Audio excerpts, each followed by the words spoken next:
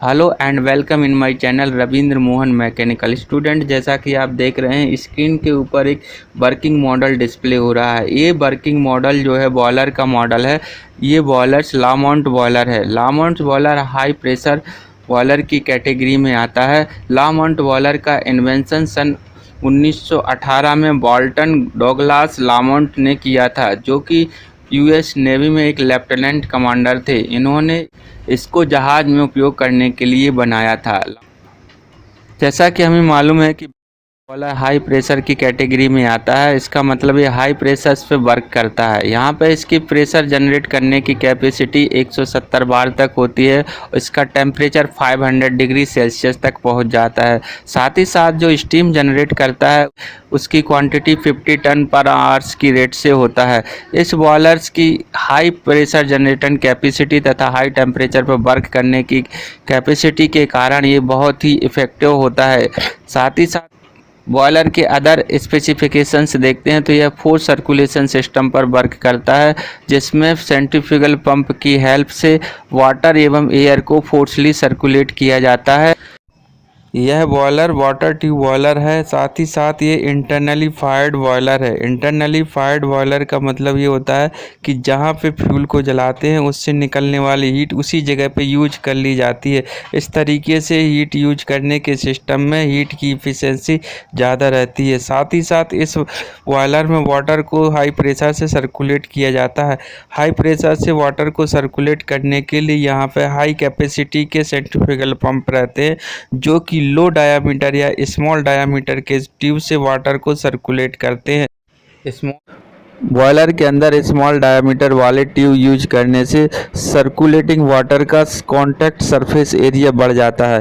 Contact surface area बढ़ने से heat transfer rate बढ़ जाता है और इस तरीके से हमारे बॉयलर की परफॉर्मेंस बढ़ जाती है और इस परफॉर्मेंस बढ़ने की वजह से ये बॉयलर हमारा इकोनॉमी हो जाता है और इसी वजह से आजकल इस बॉयलर को ज़्यादातर यूज किया जाता है। आइए अब हम बॉयलर के कंस्ट्रक्शंस को देखते हैं। बॉयलर में कौन कौन से पार्ट्स लगे रहते हैं और वो कैसे काम करते हैं। बॉयलर के कंस्ट्रक्शंस में जैसा कि हमारे पास ये 3D डायग्राम है, इस मॉडल्स में इसके सारे कंपोनेंट्स हमें दिख रहे हैं। इन कंपोनेंट्स को अब हम सेपरेटली समझेंगे। इन कंपोनेंट्स को सेपरेटली समझने के लिए हमने इनको 3 तरफ से अरेंज किया है। इन 3 अरेंजमेंट्स में सबसे पहला जो हमारा अरेंजमेंट्स है, सबसे पहला अरेंजमेंट है इसका स्ट्रक्चर एंड सेकेंड जो अरेंजमेंट है, सेकेंड अरेंजमेंट्स में हम air and flue gases circulation system को समझेंगे और जो तीसरा अरेंजमेंट है, तीसरे अरेंजमेंट में हम water and steam circulation system को समझेंगे।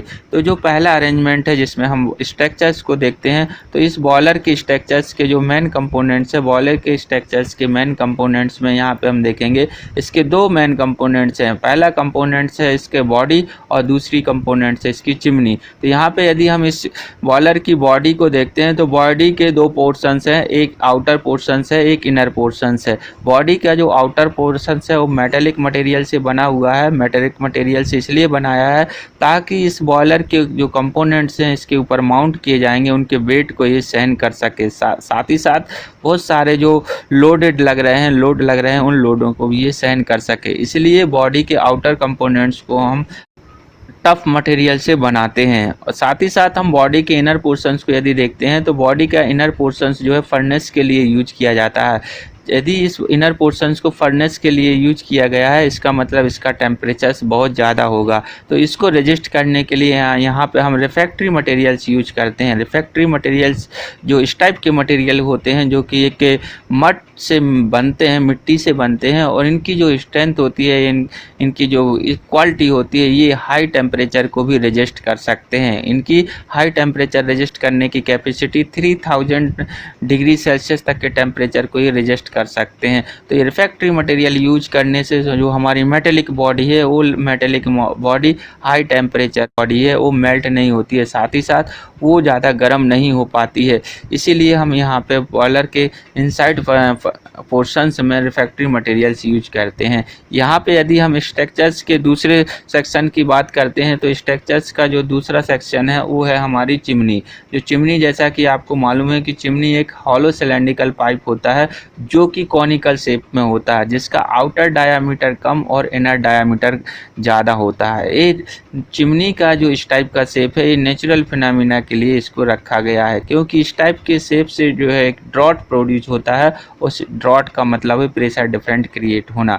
तो चिमनी के जो ऊपर वाला पोर्शन है उस पोर्शन पे प्रेशर कम रहता है और नीचे वाले पोर्शन पे प्रेशर ज़्यादा रहता है। तो प्रेशर डिफरेंस के कारण जो फ्लू गैसेस हैं वो हमारी फ्लू गैसेस बॉयलर से मिनट में फ्लो हो जाती हैं। इसलिए इस चिमनी को जो है कॉनिकली और हाइट का रखा जाता है।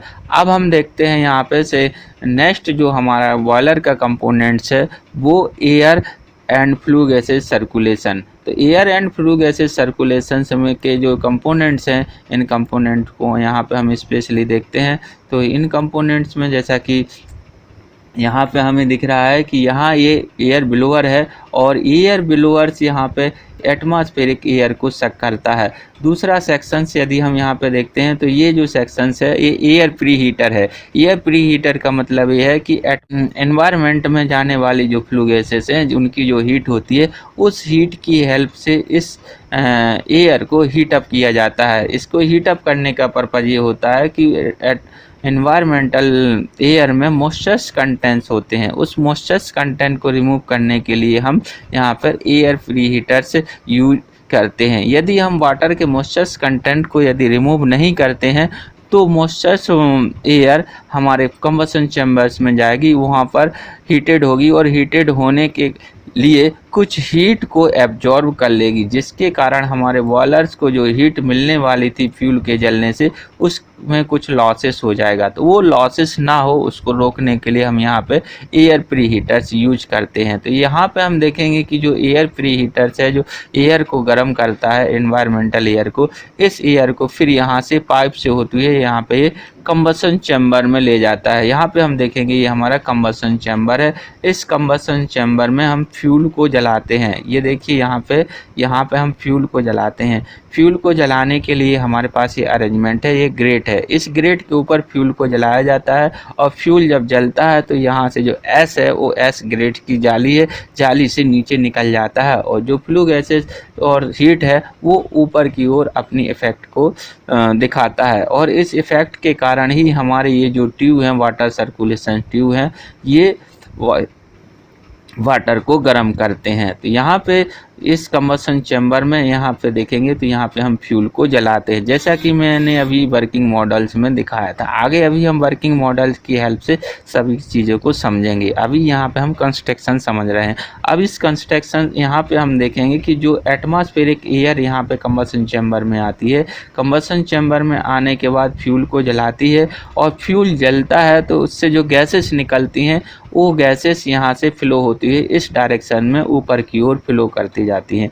साथ ही साथ जो हीट डेवलप होती है उस हीट की इंटेंसिटी यहाँ पे बहुत ज़्यादा होती है कंबसन चैम्बर में, फिर धीरे धीरे उसकी इंटेंसिटी कम होती जाती है। तो यहाँ पे रिक्वायरमेंट के अकॉर्डिंग ये हमने पाइप सिस्टम लगा रखा है। ये पाइप सिस्टम रिक्वायरमेंट के अकॉर्डिंग वाटर को हीटअप करता जाता है। इसका जो टेम्परेचर से ग्रेजुअली धीरे धीरे कम होता जाता है और इनिशियली लास्ट में यहाँ पे टेम्परेचर इसका कम हो जाता है। तो इस तरीके से जो एयर एटमॉस्फेरिक से भेजी जाती है वो एटमॉस्फेरिक एयर फ्यूल को जलाने में हेल्प करती है। साथ ही साथ वो एयर फ्लू गैसेस बन के यहाँ से चिमनी से बाहर निकलती हैं, जैसा कि हमने वर्किंग मॉडल में देखा था। थर्ड सर्कुलेशन सिस्टम देखते हैं। थर्ड सर्कुलेशन सिस्टम में यहाँ पे वाटर को सर्कुलेट किया जाता है। वाटर को हाई प्रेशर के साथ सर्कुलेट किया जाता है और हाई प्रेशर के साथ सर्कुलेट करने के लिए यहाँ पे हमारे पास एक फीड पंप होता है। ये जो फीड पंप है सेंट्रीफ्यूगल फीड पंप है। Centrifugal feed pump atmospheric pressure पे वाटर को सक करता है और सक करने के बाद फिर यहाँ से इकोनोमाइजर्स में लेके जाता है, जहाँ पर इकोनोमाइजर्स में जाने के बाद वाटर की कुछ हीट इंक्रीज हो जाती है, उसकी लेटेंट एंथैल्पी बढ़ जाती है। फिर इसके बाद ये जो वाटर है ये वाटर इस ड्रम में कलेक्ट होता है। इस ड्रम में कलेक्ट होने के बाद फिर ये जो वाटर है नीचे की ओर यहाँ से नीचे जाता है। नीचे जाने के बाद यहाँ पे हम देखेंगे तो ये सर्कुलेशन पंप की हेल्प से रेडिएंट सुपर हीटर में जाता है। रेडिएंट सुपर हीटर एक इस टाइप का अरेंजमेंट है जिसमें वाटर ट्यूब को फर्नेस की दीवार के ऊपर फिक्स किया जाता है और कोल को फर्नेस के सेंटर में जलाया जाता है। इस तरीके से जब कोल को फर्नेस कोल को फर्नेस के सेंटर में जलाते हैं और ट्यूब दीवार के ऊपर फिक्स होते हैं, तो इस कंडीशंस में जो हीट ट्यूब को मिलती है वो हीट ट्यूब को मिलने की जो कंडीशंस होती है, जो मोड होता है, उसे हम रेडिएशंस मोड बोलते हैं। तो इस रेडिएशंस मोड की हेल्प से ट्यूब को हम हीट देते हैं और यहाँ पे वाटर गर्म होता है। तो ये जो कंडीशंस है, इस कंडीशंस के कारण ही इस सुपर हीटर को हम रेडिएंट सुपर हीटर बोलते हैं। अब इसके बाद रेडिएंट सुपर हीटर से वाटर हीट अप होता है। हीट अप होने के बाद फिर ये वाटर यहाँ पे कन्वेक्टिव सुपर हीटर में जाता है। कन्वेक्टिव सुपर हीटर का मतलब है इस टाइप का सुपर हीटर जिसमें जो हीट ट्रांसफर मोड है किसी फ्लूइड के थ्रू या लिक्विड के थ्रू होता है। तो यहाँ पे जो फ्लू गैसेस फ्लो हो रही हैं, उस फ्लू गैसेस के अंदर जो हीट रहती है, उस हीट की हेल्प से इस ट्यूब को वाटर को गर्म करते हैं और यहाँ पे वाटर जो है एक हाई टेम्परेचर पर गर्म हो जाता है।